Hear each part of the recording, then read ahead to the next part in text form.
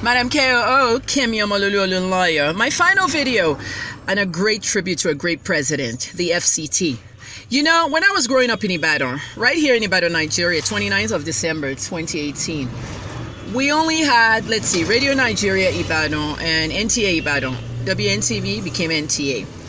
There was no other station anywhere because there was no Abuja. President Shagari was instrumental to the development and the creation of the FCT. Yeah, he started that work. Today, as I sit here at 54 years old, going on 55, President Shagari was our president when I was 15 to 19 years old. I have never visited Abuja because I lived abroad a lot, but I will visit it very soon. And let me tell you that FCT would not be if not for President Shehu Usman Shagari. Rest in peace, sir. God bless you. Allah watches over you.